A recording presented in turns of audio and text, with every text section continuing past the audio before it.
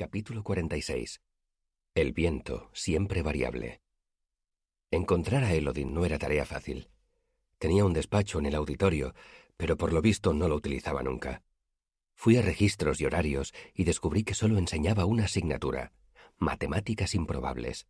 Sin embargo, eso no me ayudó a localizarlo, pues según el registro, la hora de la clase era ahora, y el lugar en todas partes. Al final lo vi por pura chiripa en un patio concurrido. Llevaba su túnica negra de maestro, lo cual no era muy habitual. Me dirigía a una clase de observación en la clínica, pero decidí que prefería llegar tarde a mi clase que desaprovechar la ocasión de hablar con él. Para cuando logré abrirme paso entre la multitud y lo alcancé, estábamos en la zona norte de la universidad, en un ancho camino de tierra que se adentraba en el bosque. «Maestro Elodin», lo llamé. «Esperaba poder hablar con usted». «Una modesta esperanza», repuso él sin aminorar el paso y sin mirarme. «Deberías apuntar más alto. Los jóvenes deberían arder de ambición». «Pues entonces tengo la esperanza de estudiar nominación», dije cuando estuve a su altura. «Demasiado alto», replicó él con naturalidad. «Vuelve a intentarlo. Ha de ser algo intermedio». El camino describía una curva, y los árboles tapaban los edificios de la universidad que quedaban a nuestras espaldas. «¿Puedo tener esperanzas de que me acepte usted como alumno?», probé. «¿Y de que me enseñe lo que le parezca?». Elodin se paró en seco y se volvió hacia mí. «Muy bien», dijo. «Ve a buscarme 3 piñas». Trazó un círculo con el pulgar y el índice. «De este tamaño, y que no les falte ninguna escama». Se sentó en medio del camino y me invitó a marcharme con un ademán. «Vete, corre». Eché a correr hacia los árboles. Tardé unos 5 minutos en encontrar 3 piñas del tamaño apropiado. Cuando volví al camino, estaba despeinado y cubierto de arañazos. No se veía a Elodin por ninguna parte. Miré alrededor, embobado. Maldije en voz alta, solté las piñas y eché a correr hacia el norte por el camino. No tardé mucho en alcanzar al maestro, que paseaba tranquilamente contemplando los árboles. «Bueno, ¿qué has aprendido?», me preguntó. «¿Que quiere que lo dejen en paz?». «¡Eres rápido!». Extendió los brazos con teatralidad y entonó. «Aquí termina la lección. Aquí termina mi esmerada tutela de Lelir Quoth». Suspiré. Si me marchaba ya, todavía llegaría a la clase en la clínica, pero sospechaba que aquello podía ser una especie de prueba. Quizá Elodin solo estuviera evaluando mi grado de interés antes de aceptarme como alumno. Eso es lo que suele pasar en las historias. El joven tiene que demostrar su dedicación al anciano ermitaño del bosque antes de que éste se haga cargo de él. «¿Puedo hacerle unas preguntas?», pregunté. «De acuerdo», contestó él, y levantó una mano con el pulgar y el índice recogidos. «3 preguntas, con la condición de que después me dejes tranquilo». Cavilé un momento. «¿Por qué no quiere enseñarme?». «Porque los Sedena Rus son unos alumnos pésimos», respondió Elodin con brusquedad. «Se les da bien la memorización, pero el estudio de la nominación requiere un nivel de dedicación que los liantes como vosotros raramente poseéis». Me enfurecí tanto y tan deprisa que noté cómo la sangre coloreaba mi piel. El rubor nació en mi cara y se extendió por mi pecho y por mis brazos. Hasta se me erizó el vello de los brazos. Respiré hondo. «Lamento que su experiencia con los Ru haya dejado que desear», dije midiendo mis palabras. «Permítame asegurarle que...». «¡Oh, dioses!», exclamó Elodin dando un suspiro de indignación. «Y por si fuera poco, pelota. Careces de la fortaleza testicular necesaria para estudiar conmigo». En mi interior bullían palabras hirientes. Las dominé. Elodin estaba tratando de ponerme una trampa. «No me está diciendo la verdad», dije. «¿Por qué no quiere enseñarme?». «Por el mismo motivo por el que no quiero tener un cachorro», gritó Elodin, agitando los brazos como un granjero que intenta ahuyentar a los cuervos de su sembrado. «Porque eres demasiado bajo para ser nominador, porque tienes los ojos demasiado verdes, porque no tienes el número de dedos adecuado. Vuelve cuando hayas crecido y cuando hayas encontrado unos ojos decentes». Nos miramos fijamente largo rato. Al final, Elodin se encogió de hombros y echó a andar de nuevo. «De acuerdo, te mostraré por qué». Seguimos por el camino hacia el norte. Elodin caminaba tranquilamente, recogiendo piedras del suelo y lanzándolas a los árboles. Saltaba para arrancar hojas de las ramas más bajas, y la túnica de maestro se le inflaba de forma ridícula. De pronto, se detuvo y se quedó inmóvil durante casi media hora, completamente abstraído examinando un helecho que oscilaba lentamente, mecido por el viento. Pero yo me mordí la lengua. No pregunté ¿a dónde vamos? Ni ¿qué mira? Sabía centenares de historias de jóvenes que desperdiciaban preguntas o deseos por hablar demasiado. Me quedaban 2 preguntas y no pensaba derrocharlas. Al final salimos del bosque y el camino se convirtió en un sendero que discurría por una vasta extensión de césped y conducía a una inmensa mansión. Era más grande que la artefactoría. Tenía líneas elegantes, tejado de tejas rojas, altas ventanas, puertas de arco y columnas. Había fuentes, flores, setos, pero algo no encajaba del todo. A medida que nos acercábamos a las verjas, empecé a dudar de que aquello fuera la residencia de un noble. Quizá por el diseño de los jardines, o por el hecho de que la valla de hierro forjado que los rodeaba, de 3 metros de altura, era, a mi experto juicio de ladrón, infranqueable. 2 individuos muy serios abrieron la verja y seguimos por el camino hasta la puerta principal de la mansión. Elodin me miró. ¿Has oído hablar ya del refugio? Negué con la cabeza. Tiene otros nombres. La choza, las gavias, el manicomio de la universidad. Es inmenso. ¿Cómo? No terminé la pregunta. Elodin sonrió. Sabía que había estado a punto de atraparme. Jeremy, le dijo a un individuo muy alto que estaba plantado junto a la puerta. ¿Cuántos invitados tenemos hoy? En recepción le darán el número exacto, señor, dijo Jeremy incómodo. Más o menos, dijo Elodin. Estamos entre amigos. ¿320? Dijo el hombre encogiéndose de hombros. ¿350? Elodin golpeó la gruesa puerta de madera con los nudillos y Jeremy se apresuró a abrirla. ¿Cuántos más cabrían si fuera necesario? Le preguntó Elodin. 150 más sin problemas, contestó Jeremy tirando de la puerta. Algunos más en caso de extrema necesidad, supongo. ¿Lo ves, Quoth? Elodin me guiñó un ojo. Estamos preparados. La entrada era enorme, con vidrieras y techos abovedados. El suelo, de mármol, estaba tan pulido que brillaba como un espejo. Reinaba un silencio sepulcral. Yo no lo entendía.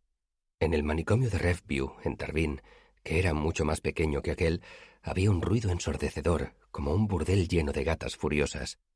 Se oía 1 kilómetro de distancia, por encima del bullicio de la ciudad. Elodin se dirigió hacia un gran mostrador detrás del cual había una joven. ¿Por qué no hay nadie fuera, Amy? La joven sonrió nerviosa. Hoy están muy agitados, señor. Creemos que se acerca una tormenta. Cogió un libro de registro de un estante. Además, pronto habrá luna llena. Ya sabe usted lo que pasa. Desde luego. Elodin se agachó y empezó a desatarse los cordones de los zapatos. ¿Dónde han escondido a Wynne esta vez? La joven pasó unas cuantas páginas del registro. En el ala este del segundo piso. 247. Elodin se levantó y dejó los zapatos encima del mostrador. Vigílamelos, ¿quieres? La joven compuso una vaga sonrisa y asintió. Tuve que tragarme unas cuantas preguntas más. Por lo visto, la universidad invierte mucho dinero aquí, comenté. Elodin me ignoró. Se dio la vuelta y subió en calcetines por una ancha escalera de mármol. A continuación, entramos en un largo y blanco pasillo, a cuyos lados había puertas de madera. Por primera vez oí los ruidos propios de un lugar como aquel. Gemidos, sollozos, murmullos, gritos. Todo muy débil.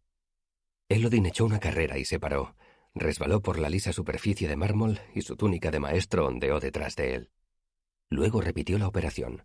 Una carrera corta, seguida de un largo deslizamiento con los brazos extendidos para guardar el equilibrio. Yo seguí andando a su lado. Creo que los maestros encontrarían otros usos más académicos para los fondos de la universidad. Elodin no me miró. Paso, paso, paso, paso. ¿Estás intentando que conteste preguntas que no me has formulado? Deslizamiento. No lo conseguirás. Usted está intentando que le haga preguntas, repliqué. Eso tampoco es justo. Paso, paso, paso. Deslizamiento. Dime, ¿por qué te interesas tanto por mí? Me preguntó Elodin. ¿A Kilvin le caes muy bien? ¿Por qué no te apuntas a su carro? Creo que usted sabe cosas que no puedo aprender en ningún otro sitio. ¿Cómo qué? Cosas que siempre he querido saber desde que vi a alguien llamar al viento. Ah, llamar al viento. Elodin arqueó las cejas. Paso, paso, paso, paso, paso. Muy hábil. Deslizamiento. ¿Qué te hace pensar que yo sé llamar al viento? Lo he deducido por eliminación, respondí. Ninguno de los otros maestros hace esas cosas, de modo que debe de ser su especialidad. Según tu razonamiento, entonces también debería enseñar danzas del solsticio de verano, labores de aguja y robo de caballos. Llegamos al final del pasillo. A medio deslizamiento, Elodin estuvo a punto de derribar a un individuo enorme, de anchas espaldas, que llevaba un libro en la mano. «Perdóneme, señor», dijo el tipo, aunque evidentemente él no había tenido la culpa. «Hola, Timothy», dijo Elodin señalándolo con un largo dedo. «Ven con nosotros». Elodin nos guió por una serie de pasillos más cortos, y al final llegamos ante una gruesa puerta de madera con un panel deslizante a la altura de los ojos. Elodin lo abrió y se asomó por él. «¿Cómo está?», preguntó. «Tranquilo», respondió Timothy. «Me parece que no ha dormido mucho». Elodin intentó abrir la puerta. Entonces se volvió hacia Timothy, se puso serio y dijo: «¿Lo habéis encerrado?». Timothy le sacaba una cabeza a Elodin, y seguramente pesaba el doble que él, pero palideció de golpe cuando el maestro en calcetines le sostuvo la mirada. «No he sido yo, maestro Elodin. Es que...». Elodin lo interrumpió con un brusco ademán. «Abre la puerta». Timothy sacó un llavero. Elodin siguió fulminándolo con la mirada. «A Alderwin no hay que encerrarlo. Puede ir y venir como se le antoje. No hay que ponerle nada en la comida menos que él lo pida expresamente. Te hago responsable de esto, Timothy Generoy». Elodin le hincó un largo dedo en el pecho. «Si me entero de que han sedado o atado a Wynne, te pasearé desnudo por las calles de Imre como si fueras un pony rosa». Lo miró con fijeza. «Vete». Timothy se marchó tan aprisa como pudo sin echar a correr. Elodin se volvió hacia mí. «Puedes entrar, pero no hagas ruido ni movimientos bruscos. No hables a menos que él se dirija a ti. Y si hablas, hazlo en voz baja. ¿Entendido?». Asentí, y Elodin abrió la puerta. La habitación no era lo que yo esperaba. Unas altas ventanas dejaban entrar la luz, revelando una gran cama y una mesa con sillas. Las paredes, el techo y el suelo estaban forrados de gruesa tela blanca, amortiguando hasta los más débiles ruidos provenientes del pasillo. Las mantas habían sido retiradas de la cama, y un hombre delgado de unos 30 años estaba envuelto en ellas, acurrucado contra la pared. Elodin cerró la puerta, y el hombre, muy menudo, se sobresaltó un poco. «Wynne», dijo Elodin en voz baja y se acercó a él. «¿Qué ha pasado?». Alderwin lo miró con los ojos muy abiertos. Era un hombre muy flaco, llevaba el torso desnudo bajo la manta y el cabello despeinado. Habló en voz baja y un poco cascada. «Estaba bien, todo me iba bien, pero la gente hablando, los perros, los adoquines, ahora mismo no lo soporto». Wynne se pegó a la pared y la manta resbaló de sus hombros huesudos. Vi que llevaba un florín de plomo colgado del cuello. Ese hombre era un arcanista con todas las de la ley. «¿Qué haces en el suelo?», le preguntó Elodin. Wynne miró la cama. El pánico se reflejaba en sus ojos. «Me caeré», dijo con un hilo de voz, con un tono entre horrorizado y avergonzado. «Y hay muelles y listones, clavos». «¿Cómo te encuentras ahora?», preguntó Elodin con amabilidad. «¿Quieres volver conmigo?». «¡No!». Wynne dio un grito de desesperación. Cerró fuertemente los ojos y se ciñó la manta. Su fina y aflautada voz hizo que su súplica sonara más desgarradora que si hubiera dado un alarido. «Tranquilo, puedes quedarte aquí», dijo Elodin. «Ya vendré a visitarte otro día». Al oír eso, Wynne abrió los ojos, nervioso. «No traigas el trueno», dijo con tono angustiado. Sacó una delgada mano de debajo de la manta y agarró a Elodin por la camisa. «Pero necesito un cazagatos y pluma azul, y también huesos». Hablaba con apremio. «Huesos de palo». «Te los traeré», lo tranquilizó Elodin, y me indicó por señas que saliera de la habitación. Obedecí. Salimos, y Elodin cerró la puerta. Estaba muy serio. Wynne sabía dónde se metía cuando se convirtió en mi Giller. Se dio la vuelta y empezó a caminar por el pasillo. «Tú no lo sabes. No sabes nada de la universidad. Los peligros que encierra». Crees que este sitio es un cuento de hadas, un parque infantil. Pero no lo es. Exacto, dije con brusquedad. Es un parque infantil y todos los otros niños están celosos porque a mí me dejaron jugar a recibir latigazos y ser expulsado del archivo, y a ellos no. Elodin dejó de andar y se volvió hacia mí. ¿De acuerdo? Demuéstrame que estoy equivocado. Demuéstrame que lo has pensado bien. ¿Por qué una universidad con menos de 1500 alumnos necesita un manicomio del tamaño del Palacio Real? Pensé a toda velocidad. La mayoría de los alumnos provienen de familias adineradas, respondí. Han llevado una vida fácil, cuando se ven obligados a... No, me interrumpió Elodin con desdén y echó a andar por el pasillo. Es por lo que estudiamos, por cómo enseñamos a funcionar a nuestra mente.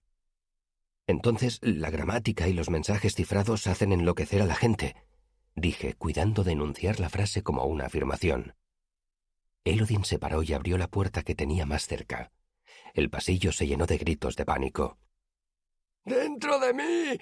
¡Dentro de mí! ¡Están dentro de mí! ¡Están dentro de mí! Me asomé por la puerta y vi a un joven retorciéndose en una cama. Estaba atado con correas de cuero por las muñecas, la cintura, el cuello y los tobillos. La trigonometría y la lógica diagramada no provocan esto, dijo Elodin mirándome a los ojos. ¡Están dentro de mí! ¡Están dentro de mí! ¡Están dentro de...! Los gritos continuaron. Eran como una salmodia, como el interminable y mecánico ladrido de un perro por la noche. ¡Mí! ¡Están dentro de mí! ¡Están dentro de mí! ¡Están dentro! Elodin cerró la puerta. Aunque yo todavía oía los gritos débilmente a través de la gruesa puerta, el silencio era asombroso. ¿Sabes por qué llaman a esto la choza?, me preguntó el maestro. Negué con la cabeza. Porque es a donde te llevan si estás como una chota. Compuso una amplia sonrisa y a continuación soltó una terrible risotada. Elodin me guió por una serie de largos pasillos hasta otra ala de las gavias. Al final, doblamos una esquina y vimos algo nuevo, una puerta de cobre. Elodin se sacó una llave del bolsillo y abrió la puerta. Me gusta pasar por aquí cuando vuelvo por el barrio, dijo con tono indiferente mientras abría. Recojo el correo, riego las plantas y esas cosas. Se quitó un calcetín, le hizo un nudo y lo utilizó para ponerle un calce a la puerta, impidiendo que se cerrara. Es agradable volver de visita, pero... Empujó un poco la puerta para asegurarse de que no se cerraría. Otra vez no. Lo primero que me llamó la atención de la habitación fue que había una atmósfera extraña. Al principio creí que quizá estuviera insonorizada, como la de Alderwyn, pero miré alrededor y vi que las paredes y el techo eran de piedra gris. Entonces pensé que quizá el aire estuviera viciado, pero cuando aspiré olí a lavanda y a ropa de cama limpia. Casi notaba una presión en los oídos, como si estuviera debajo del agua, solo que no era ese el caso, por supuesto. Agité una mano delante de mi cara para comprobar si el aire era diferente, más denso, pero no lo era. Molesto, ¿verdad?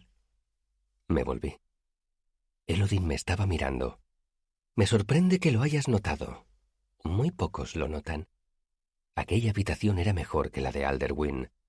Tenía una cama con dosel, un mullido sofá, una estantería vacía y una gran mesa con varias sillas.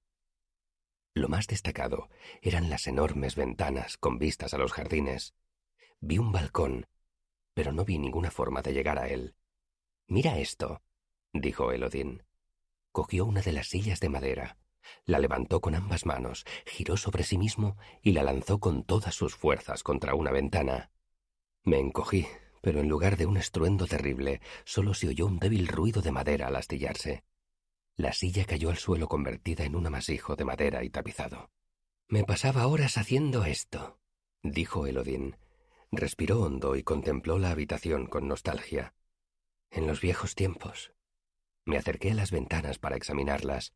Eran más gruesas de lo habitual, pero no excesivamente. Parecían normales, con excepción de unas débiles vetas rojas que discurrían por ellas. Examiné el marco de la ventana. También era de cobre. Miré lentamente alrededor, fijándome en las paredes de piedra desnuda y notando la extraña y pesada atmósfera. Vi que la puerta ni siquiera tenía pomo en la parte de dentro, y mucho menos cerradura. ¿Por qué se tomaría alguien la molestia de hacer una puerta de cobre?, pensé. Decidí formular la segunda pregunta. ¿Cómo salió de aquí? «¡Por fin!», dijo Elodin con un deje de exasperación. Se dejó caer en el sofá. Verás, un día Elodin el Grande se encontró encerrado en una alta torre.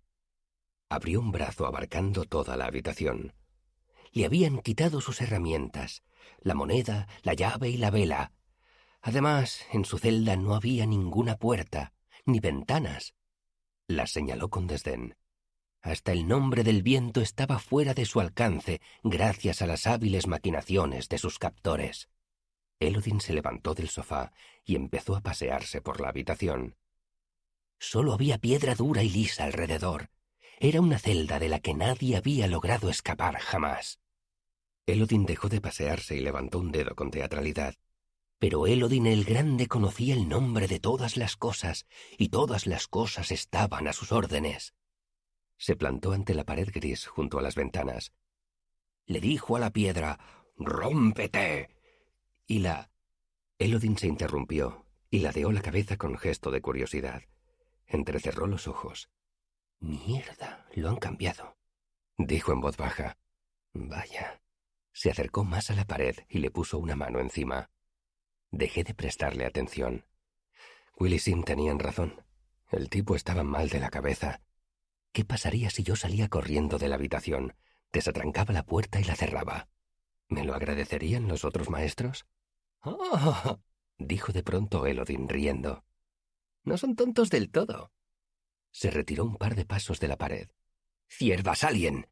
Vi moverse la pared. Onduló como una alfombra colgada y golpeada con un palo. Y entonces se derrumbó. Como agua oscura vertida de un cubo, toneladas de fina arena gris se derramaron por el suelo, cubriéndole los pies a Elodin hasta las pantorrillas. La luz del sol y el canto de los pájaros inundaron la habitación. Donde antes había una gruesa y sólida pared, ahora había un agujero lo bastante grande para que un carro pasara por él. Pero el agujero no estaba abierto del todo. Lo cubría un material verde. Parecía una red sucia y enredada, pero era demasiado irregular para ser una red. Más bien parecía una gruesa y destrozada telaraña. «Eso no estaba», comentó Elodin como si se disculpara mientras sacaba los pies de la arena gris. «La primera vez fue mucho más impresionante, te lo aseguro». Me quedé allí plantado, aturdido por lo que acababa de ver. Aquello no era simpatía. Jamás había visto nada parecido. Solo podía pensar en las palabras de la historia que tantas veces había oído, y Taborlin el Grande le dijo a la piedra: «Rómpete», y la piedra se rompió. Elodin arrancó una de las patas de la silla y la utilizó para aporrear aquella película verde y enredada que cubría el orificio. La telaraña se rompió con facilidad por varios sitios, o se desmenuzó. En los sitios donde era más gruesa, Elodin utilizó la pata de la silla como palanca para apartar los pedazos. Cuando se doblaba o se rompía, la telaraña relucía bajo la luz del sol. «Más cobre», pensé. Había vetas de cobre discurriendo a través de los bloques de piedra que conformaban la pared. Elodin soltó la pata de la silla y se asomó por el orificio. Desde la ventana lo vi apoyarse contra la blanca barandilla de piedra del balcón. Lo seguía fuera. Nada más salir al balcón, el aire dejó de parecer tan extrañamente denso. «2 años», dijo Elodin contemplando los jardines. Podía ver este balcón, pero no podía salir a él. Podía ver el viento, pero no podía oírlo ni notarlo en la cara. Pasó una pierna por encima de la barandilla de piedra y se sentó sobre ella. Luego saltó al trozo de tejado plano que había debajo. Caminó por el tejado, alejándose del edificio. Salté también la barandilla y seguí al maestro hasta el borde del tejado. Solo estábamos a una altura de unos 6 metros, pero los jardines y las fuentes que se extendían en todas direcciones componían un paisaje espectacular. Elodin se quedó de pie peligrosamente cerca del borde, con la túnica de maestro ondulando alrededor de él como una bandera negra. La verdad es que ofrecía una imagen impresionante, si pasabas por alto el hecho de que todavía llevaba un solo calcetín. Me puse a su lado, al borde del tejado. Sabía cuál tenía que ser mi tercera pregunta. «¿Qué tengo que hacer?», pregunté. para estudiar nominación con usted. Elodin me miró con gesto sereno, como valorándome. «Saltar», dijo. «Saltar de este tejado». Entonces fue cuando comprendí que todo aquello había sido una prueba. Elodin me había estado midiendo desde que nos habíamos visto por primera vez. Sentía, a su pesar, respeto por mi tenacidad, y le había sorprendido que hubiera notado algo raro en la atmósfera de su habitación. Estaba a punto de aceptarme como pupilo. Pero necesitaba más. Necesitaba una prueba de mi entrega, una demostración, un acto de fe. Y mientras estaba allí de pie, me vino a la mente un fragmento de la historia. Taborlin se precipitó, pero no perdió la esperanza, porque conocía el nombre del viento, y el viento le obedeció. Le habló al viento, y éste lo meció y lo acarició. Lo bajó hasta el suelo suavemente, como si fuera un vilano de cardo, y lo posó de pie con la dulzura del beso de una madre. Elodin sabía el nombre del viento. Sin dejar de mirarlo a los ojos, salté del borde del tejado. La expresión de Elodin era maravillosa. Nunca he visto a un hombre tan asombrado. Al caer, giré un poco sobre mí mismo, y Elodin permaneció en mi campo de visión. Le vi levantar un poco una mano, como si hiciera un tardío intento de sujetarme. Me sentí ingrávido, como si flotara, y entonces caí contra el suelo. No suavemente como se posa una pluma, sino con dureza, como un ladrillo al golpear los adoquines de una calle. Aterricé de espaldas, con el brazo izquierdo debajo del cuerpo. Al dar mi cabeza contra el suelo, lo vi todo negro y me quedé sin aire en los pulmones. No perdí el conocimiento. Me quedé allí tendido sin poder respirar ni moverme. Recuerdo que pensé, convencido, que estaba muerto, que estaba ciego. Al final recobré la visión y me puse a parpadear contra la repentina claridad del cielo azul. Me dolía mucho un hombro y notaba el sabor de la sangre en la boca. No podía respirar. Intenté rodar sobre mí mismo para liberar el brazo, pero mi cuerpo no me obedecía. Me había roto el cuello, la espalda. Al cabo de unos largos y aterradores momentos, conseguí dar una bocanada y luego otra. Exhalé un suspiro de alivio y comprendí que al menos tenía una costilla rota, además de todo lo demás. Pero moví un poco los dedos de las manos y luego los de los pies. Funcionaban. No me había partido la columna vertebral. Mientras yo estaba allí tendido, calibrando mi suerte y las costillas que tenía rotas, Elodin apareció en mi campo de visión. Me miró y dijo: «¡Felicidades! Esa ha sido la cosa más estúpida que he visto jamás». Su expresión era una mezcla de admiración e incredulidad. «Jamás». Y entonces fue cuando decidí dedicarme al noble arte de la artificería. No me quedaban muchas opciones.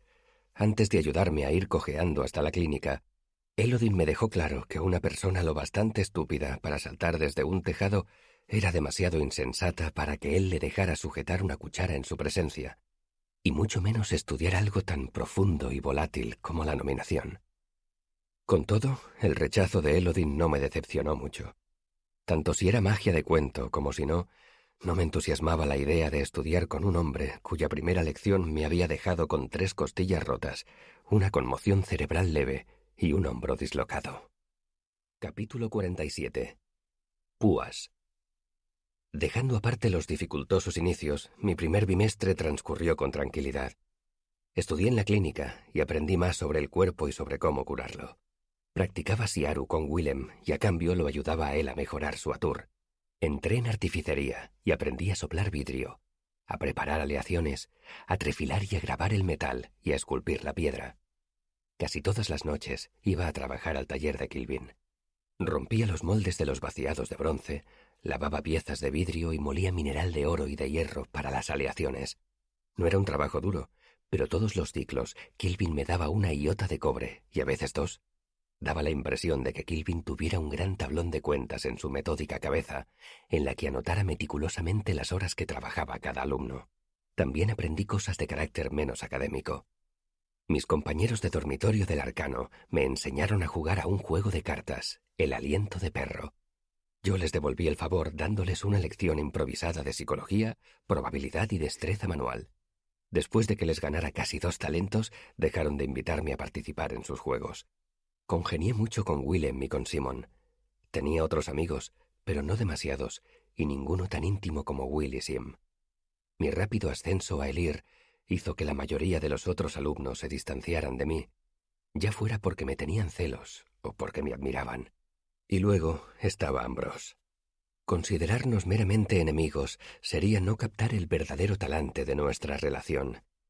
Era más bien como si los dos fuéramos socios de una empresa dedicada a perseguir el mutuo objetivo de odiarnos el uno al otro. Sin embargo, incluso con mi vendetta contra Ambrose, yo disponía de mucho tiempo libre. Como no podía pasarlo en el archivo, dedicaba parte de ese tiempo a cultivar mi reputación en ciernes. Veréis, mi espectacular llegada a la universidad había causado un revuelo considerable. Había entrado en el arcano en 3 días, en lugar de en 3 bimestres, que era lo habitual. Era el miembro más joven, con casi 2 años de diferencia. Había desafiado abiertamente a un maestro delante de toda la clase. Me habían azotado y no había llorado ni sangrado. Por si eso fuera poco, había conseguido enfurecer al maestro Elodin hasta el punto de que él me había empujado desde el tejado de las gavias. Dejé que esa historia circulara sin corregirla, pues era preferible a la bochornosa verdad. Todo eso era suficiente para generar un constante flujo de rumores sobre mí, y decidí aprovecharme de ello. La reputación es como una especie de armadura, o un arma que puedes blandir en caso de necesidad. Decidí que ya que iba a ser arcanista, ¿por qué no ser un arcanista famoso? Así que solté unas cuantas informaciones. Me habían admitido sin carta de recomendación. Los maestros me habían dado 3 talentos en lugar de cobrarme la matrícula. Había sobrevivido varios años en las calles de Tervín, viviendo de mi ingenio. Incluso lancé unos cuantos rumores que eran auténticas sandeces, mentiras descaradas que la gente repetía pese a que resultaba evidente que no eran ciertas. Tenía sangre de demonio en las venas. Veía en la oscuridad. Solo dormía 1 hora todas las noches. Cuando había luna llena, hablaba en sueños en un idioma extraño que nadie entendía. Basil, mi antiguo compañero de litera de las dependencias, me ayudó a propagar esos rumores. Yo me inventaba la historia, él se la contaba a unos cuantos, y juntos veíamos cómo se extendían como el fuego por un campo. Era un pasatiempo muy entretenido. Pero lo que más hizo aumentar mi reputación fue mi enemistad con Ambrose. A todo el mundo le sorprendía que yo me atreviera a desafiar abiertamente al primogénito de un poderoso noble. El primer bimestre tuvimos varios encontronazos fuertes. No os aburriré con los detalles. Nos cruzábamos y Ambrose hacía algún comentario brusco, lo bastante alto para que lo oyera todo el mundo. O se burlaba de mí fingiendo que me hacía un cumplido. «De verdad, tienes que decirme a qué peluquero vas». Todo el mundo que tenía un poco de sentido común sabía cómo comportarse con un noble arrogante. El sastre al que yo había aterrorizado en Tervín supo muy bien qué tenía que hacer. Te llevas los palos, agachas la cabeza y acabas cuanto antes. Pero yo siempre me defendía, y aunque Ambrose era inteligente y tenía una labia considerable, no podía competir con mi lengua de artista itinerante. Yo me había criado en los escenarios, y gracias a mi ingenio de Rue siempre salía ganando en nuestros intercambios verbales. A pesar de todo, Ambrose seguía provocándome como un perro demasiado estúpido para evitar a un puercoespín.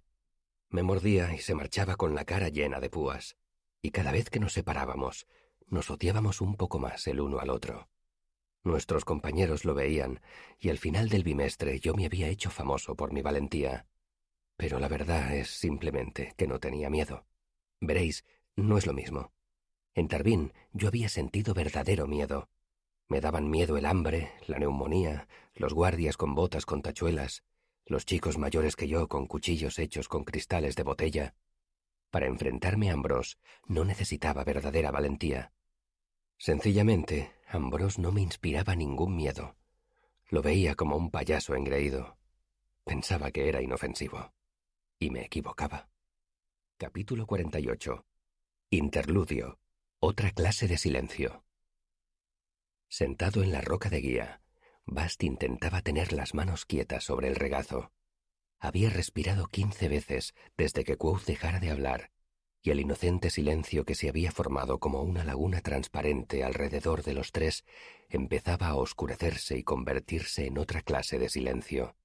Bast respiró otra vez, 16, y se preparó para el momento cuya llegada temía. No sería justo decir que Bast no le tenía miedo a nada, porque solo los locos y los sacerdotes no tienen nunca miedo. Pero es cierto que había muy pocas cosas que lo turbaban. Las alturas, por ejemplo, no le gustaban mucho. Y las torrenciales tormentas de verano que había en esa región, que teñían el cielo de negro y destrozaban los robles de profundas raíces, le hacían sentirse incómodamente pequeño e impotente.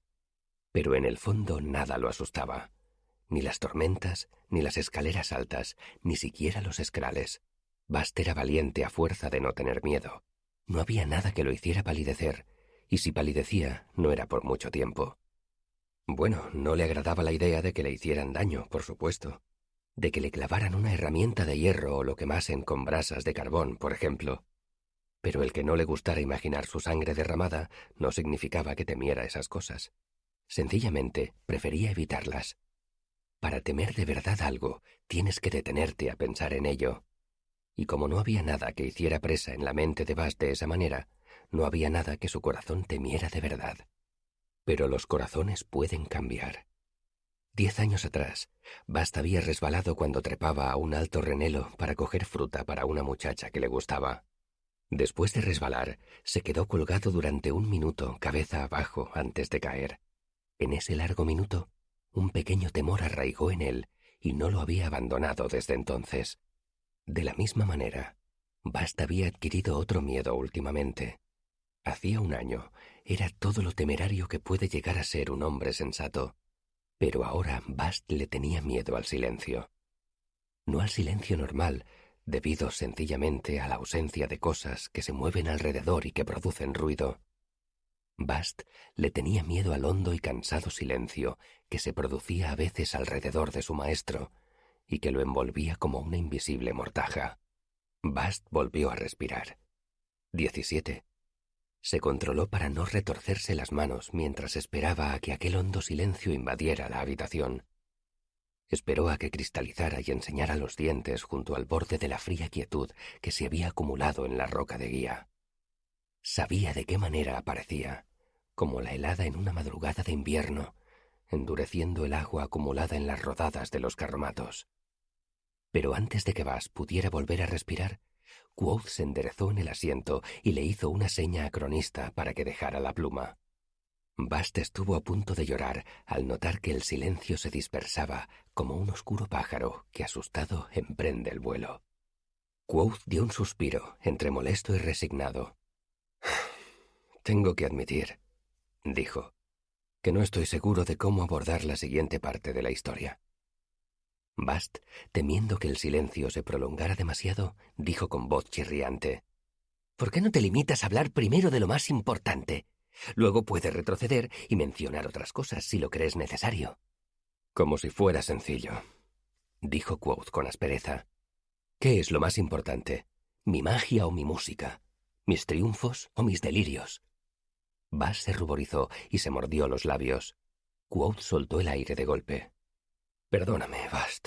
Es un buen consejo, como suelen serlo todos tus consejos aparentemente estúpidos». Apartó la mesa de la silla. «Pero antes de continuar, el mundo real me impone ciertas obligaciones que no puedo seguir eludiendo. ¿Queréis disculparme un momento?» Cronista y Bast se levantaron también. Estiraron las piernas y atendieron también sus necesidades. Bast encendió las lámparas. Quoth sacó más queso, pan y unas salchichas muy especiadas. Comieron e hicieron algún débil intento de entablar una conversación superficial, pero estaban distraídos pensando en la historia. Bast se comió la mitad de todo. Cronista también comió, pero no tanto. Quoth dio un par de bocados antes de decir: «Adelante, pues. Música y magia, triunfo y delirio. Pensad, ¿qué necesita nuestra historia? ¿Qué elemento vital le falta?» «Mujeres, Reshi», saltó Bast. «Hay una escasez tremenda de mujeres». Quoth sonrió. «Mujeres no, Bast. Una mujer. La mujer». Quoth miró a Cronista. «Has oído cosas sueltas, no lo dudo. Yo te contaré la verdad sobre ella, aunque temo no estar a la altura del reto». Cronista cogió la pluma, pero antes de que la mojara en el tintero, Quoth levantó una mano. «Antes de empezar, dejadme decir una cosa.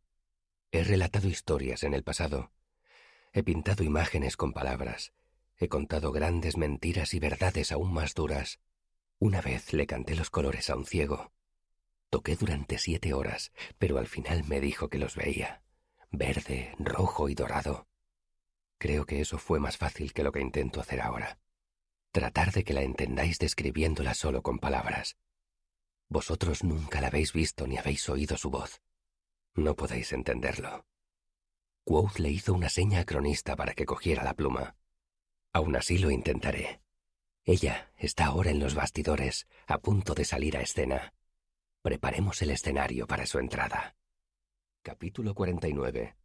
La naturaleza de las criaturas salvajes. Para aproximarse a una criatura salvaje es necesario tener cuidado. El sigilo no sirve de nada. Las criaturas salvajes reconocen el sigilo y saben que es una mentira y una trampa. Si bien a veces las criaturas salvajes juegan a juegos de sigilo, y al hacerlo en ocasiones son presas del sigilo, en realidad el sigilo nunca las atrapa. Pues bien, con lento cuidado, más que con sigilo, es como debemos aproximarnos a determinada mujer.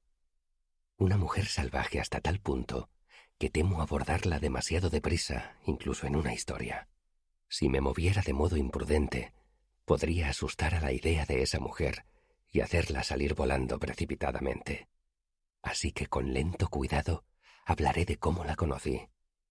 Y para eso debo hablar de los sucesos que me llevaron a regañadientes al otro lado del río y a Imre. Terminé mi primer bimestre con 3 talentos de plata y una sola iota.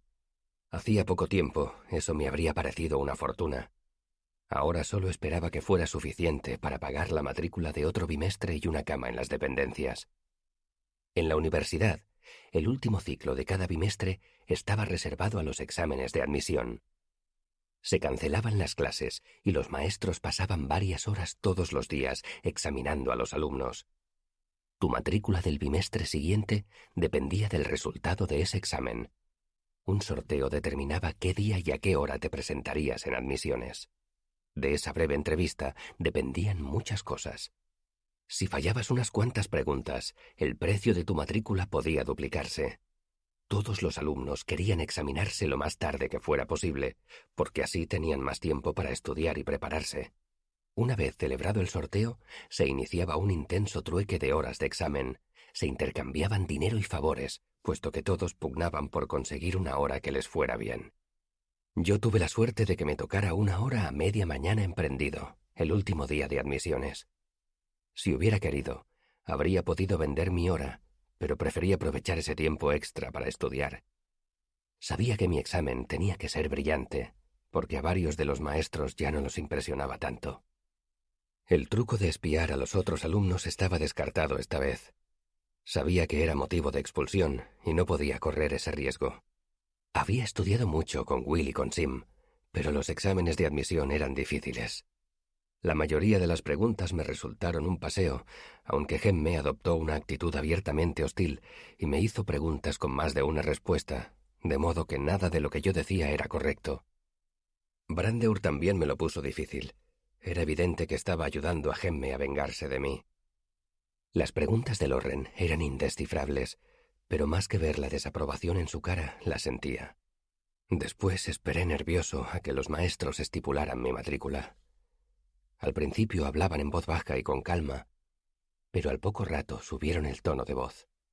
Al final, Kilvin se levantó y apuntó a Gemme con un dedo, gritando y golpeando la mesa con la otra mano.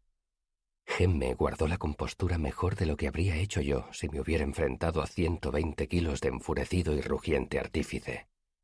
Cuando el rector consiguió recuperar las riendas de la situación, me llamaron y me entregaron mi recibo.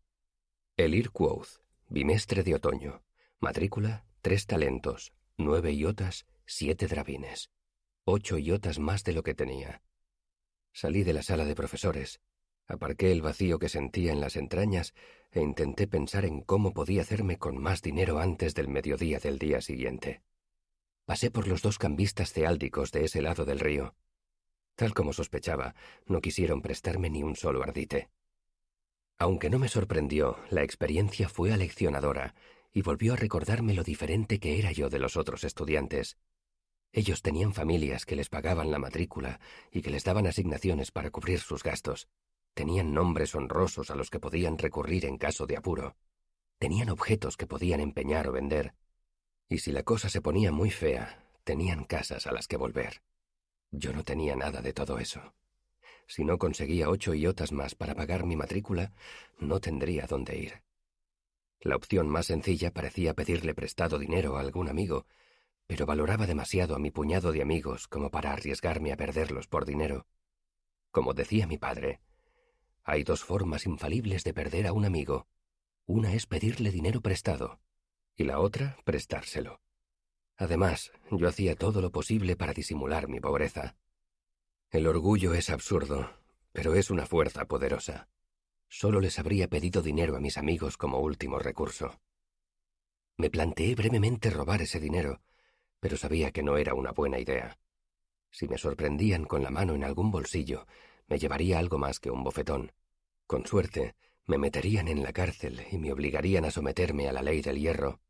Y sin suerte, acabaría ante las astas del toro y me expulsarían por conducta impropia de un miembro del arcano. No podía correr ese riesgo. Necesitaba un renovero, uno de esos peligrosos personajes que prestaban dinero a la gente desesperada. Quizá los hayáis oído llamar de otra forma más romántica, halcones de cobre, pero generalmente se los llama buitres o urracas. Están en todas partes, se los llame como se los llame. Lo difícil es encontrarlos. Suelen ser muy reservados, porque su negocio es semilegal, como mucho. Pero vivir en Tarbín me había enseñado 1 o 2 cosas. Pasé un par de horas visitando las tabernas más sórdidas de los alrededores de la universidad, entablando conversaciones superficiales y haciendo preguntas tontas. Luego visité una casa de empeño llamada El Penique Doblado e hice algunas preguntas más intencionadas. Por fin me enteré de dónde tenía que ir. Al otro lado del río, a Imre.